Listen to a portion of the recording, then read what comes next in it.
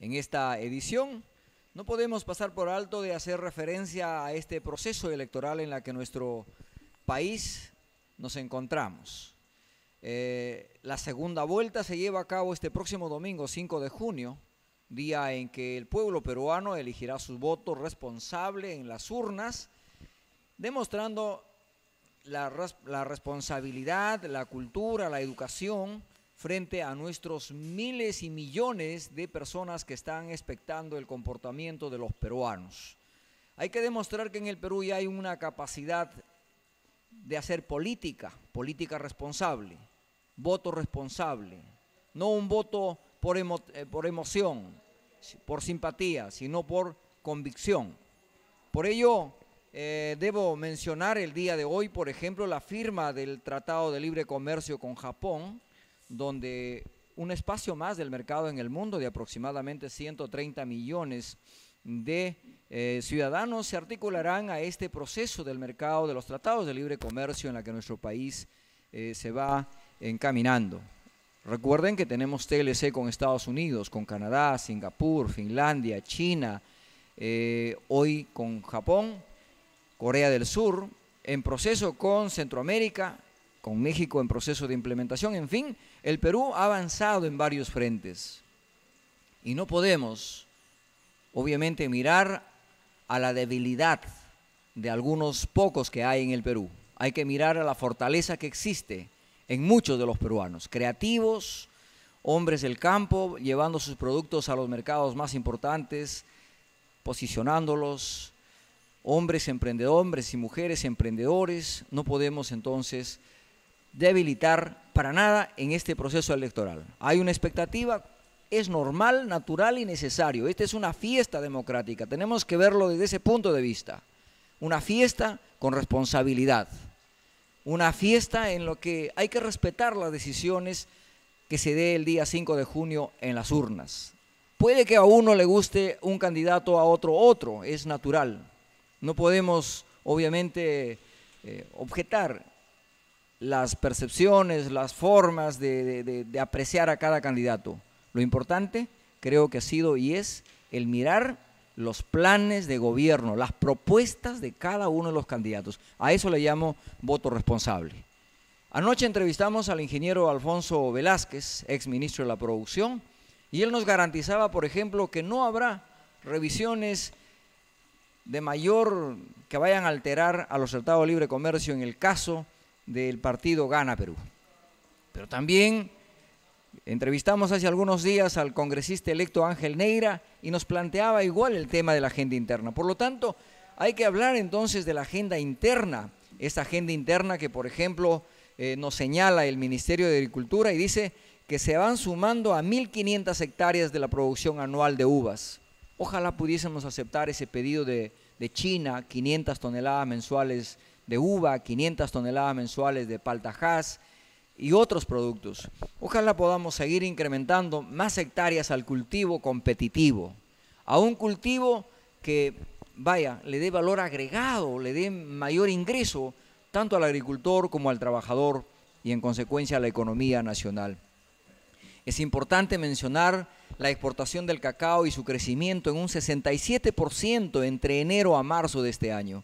Creo que estos indicadores son favorables para nuestra economía nacional. Por lo tanto, esta noche tenemos la oportunidad de conversar con un destacado profesional que luego de la pausa vendrá a platicar con nosotros en materia del tema financiero. Y claro, abordaremos el tema de los microcréditos, las microfinanzas, el comportamiento en el Perú.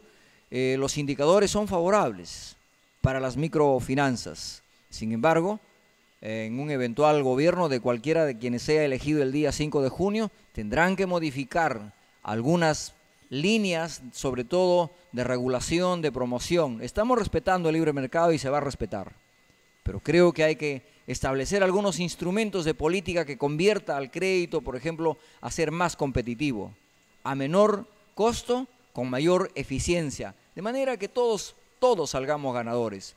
Hasta la fecha, en algunos casos, la micro y pequeña empresa se ha convertido en un potencial cliente, pero un potencial cliente que tiene que trabajar no 8 horas, sino mucho más que eso, para cumplir con sus compromisos contraídos de los créditos que hayan obtenido. Por ello, vamos a ir a una breve pausa para regresar a conversar con el economista Miguel Ángel Martín Mato.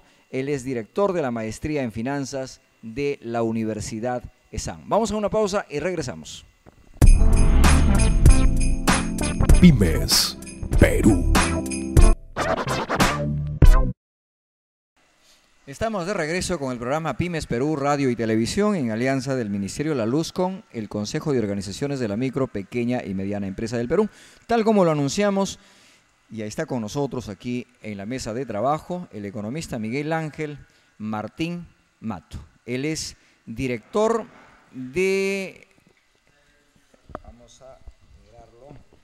de la Maestría en Finanzas y profesor asociado de ESAN, pero además, algo que no lo mencioné, integra el equipo del plan de gobierno del partido que lidera el comandante Ollanta Humala. Vamos a conversar con él, en principio, hablando aquí de un libro que me llama la atención, Tasas de interés de casas comerciales llegan a 803%. El autor, el economista Miguel Ángel. ¿Cómo es esto, economista? Bueno, ese fue una denuncia que se hizo en un congreso en el año 2006 en Indecopi, no tanto tiempo, hace 5 años, y se demostró cómo había casas comerciales que llegaban a 800% de tasa de interés. Y esto es muy importante para los microempresarios, porque hay muchos microempresarios que resulta que en su negocio se le malogra su refrigeradora o algún electrodoméstico y necesitan ir con urgencia a adquirirlo y no tienen efectivo, y lo que terminan yendo es una casa comercial, y las tasas de interés en aquel tiempo se llegaban a 800. Gracias a estas denuncias se ha logrado bajar la tasa, pero estamos en niveles hoy día de 400-500% medido como tasa efectiva anual. Pero esto es gravísimo. Sí, por supuesto. Porque sentenciado, este consumidor, uno de los actores de defensa del consumidor en todos sus esfuerzos, obviamente el electo congresista hoy, expresidente, bueno, presidente, sí, claro, expresidente de ASPEC, ¿no? De ASPEC, el doctor Jaime Delgado. Usted ha trabajado con él, me imagino, estos temas. Porque... Sí, por supuesto. Nosotros hemos estado trabajando mucho todo lo que es la elaboración del Código de Consumo en el Congreso, y felizmente se llegó a aprobar, y hay normas y reglamentación que es muy importante que todos los televidentes, todas las personas, todos los peruanos conozcan. Y la primera de ellas es la aplicación de forma universal aquí en el Perú de lo que se conoce como la tasa de costo efectivo anual. ¿Qué es la tasa de costo efectivo anual? La tasa de costo efectivo anual es aquella tasa de interés en la cual te incluye portes, comisiones, gastos, etcétera. ¿Y por qué? Porque antes a lo mejor te decían la tasa de interés es 10%. Nominativa, la tasa nominativa. Exactamente, ¿no? Cuando uno va a pedir un préstamo, oye, ¿cuál es la tasa? Muchas veces nos dan una tasa en términos mensuales. Eso hoy día está prohibido, tiene que ser en términos anuales. Eso es, perdóneme, profesor, esto es muy importante, amigos televidentes. El negocio de la colocación de créditos, ya sea en dinero o en productos, muchas veces han llegado con un folletito presentando una tasa de interés que a la hora de pagar en el mes que le corresponde, usted va y hace el reclamo y dice, pero a mí me dijo 2%, me dijo 3%, y resulta que era la respuesta, es tasa nominal. O sea, esto ya no más. Ya no más, ¿no? Entonces las tasas se tienen que medir, además, como tasas anuales, ¿no? Entonces no me pueden decir 2% mensual, tienen que ser tasas anuales. Y después no me pueden, dentro de la tasa, decir, no, oye, 10 soles de porte, 20 soles de comisión, etcétera. En esa tasa tiene que incluirse ya el porte y la comisión. Es más, en el año 2006 se aprobó la ley complementaria, la Ley de Protección del Consumidor en materia de servicios financieros, en la cual dicen que toda institución financiera, ¿no?, las comisiones deben tener un sustento técnico. ¿Cuál es el problema? Que eso es un saludo a la bandera. Entonces es una de las cosas que se van a trabajar como política de gobierno. Que se van a trabajar, cuando usted dice se van a trabajar, usted se refiere en un eventual gobierno del comandante Ollanta Humala. Por supuesto. Correcto. ¿Ok? Porque tenemos que tener en cuenta que estas son prácticas que vienen desde los años 90, en otras épocas donde ha estado el fujimorismo y no se ha hecho absolutamente nada. Porque es muy bonito de hablar de una economía de mercado, pero ¿cómo vas a tener una economía de mercado si tú no sabes el precio? Tú imagínate que vas a comprar unos zapatos y no sabes el precio de los zapatos. ¿Cómo puedes comparar qué es lo más barato? Es imposible. Hoy día en la banca sucede eso. Las personas no saben comparar cuál es el crédito más barato. Entonces ya hay dispositivos legales, ya hay normativa, pero sin embargo es un saludo a la bandera. Y eso tiene que cambiar. ¿Y cómo va a cambiar? Muy sencillo, hay que hacer que los entes reguladores, ¿no?, se empoderen. En este caso, Indecopi. Estamos hablando de Indecopi y la Superintendencia de Banca y Seguro tiene que cambiar su rol también. Que recuerdo que crearon incluso una defensoría del usuario de créditos. Claro. Que no sé si finalmente, valga la verdad, dio resultados. Sí. Pero se intentó. Te comento cómo ha sido, ¿no? La Defensoría del Cliente Financiero es un ente, pero es un ente de ASBAN, de la Asociación de Bancos. Juez y parte. Entonces es juez y parte.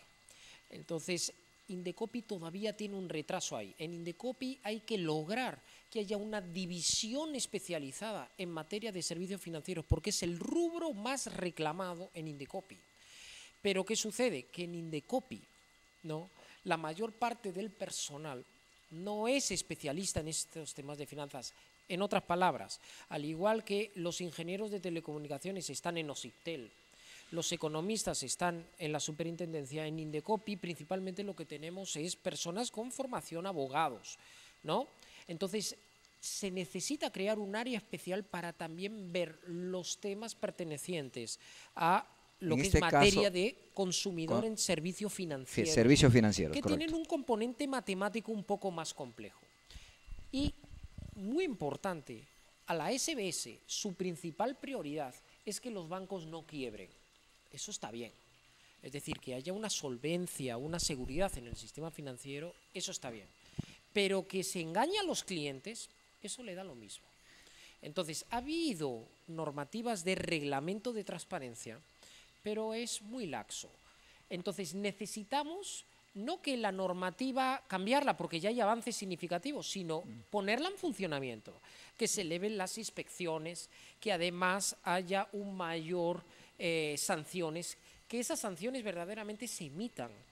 Yo te pregunto, ¿cuántos bancos han multado por temas de transparencia este año? Yo no conozco a ninguno que hayan multado, ni en este año, ni en el anterior, ni en el anterior. Ahora, usted ha dicho algo muy importante, o sea, hay muchas denuncias, pero que el seguimiento para estas significa tiempo, costo y conocimiento. En consecuencia, un consumidor, un usuario generalmente de este sector de la micro o pequeña empresa que trabaja 8, 12 horas para poder cubrir sus costos, sus responsabilidades que tiene, tanto familiares como crediticias, hace que lo abandone la denuncia. Por supuesto. Yo me he dado el trabajo de poner una denuncia en Indecopi. ¿Ok? Primer día, 3 horas, 12 hojas. ¿Ok? Y perdí 3 horas, pero yo dije, yo Miguel Ángel Martín, para poder solucionar este problema en favor de todos los consumidores, yo tengo que pasar por el problema. Qué bueno. ¿Cuánto me gustaría que los reguladores hicieran lo mismo? Es que si no puedes, si no tienes la experiencia, es difícil imposible. Que puedas. Yo lo he hecho. Ok. Segunda cosa, me pidieron información, ¿ok? Porque además esta denuncia yo la puse a nombre de mi empresa. ¿Por qué? Porque se había adquirido un vehículo, el vehículo tenía un faro en malas condiciones, entonces se puso una denuncia porque la casa no quería.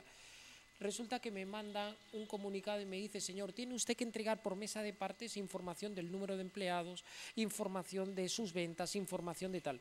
Digo, oye, pero si yo soy el denunciante, no el denunciado, y tiene que entregarlo en 3 días útiles, si no, queda archivada. Esa es la razón por la que muchos se desaniman. Yo felicito que usted lo ha hecho porque tiene la experiencia y eso se plasma, me imagino, en el libro, y esto es lo que necesita miles y millones de compatriotas aquí en el Perú. Vamos a ir a una pausa para continuar conversando y sobre todo hay un tema más adelante que me interesa verlo, el futuro de las microfinanzas en el Perú. Por supuesto. Vamos a una pausa, regresamos. Pymes Perú.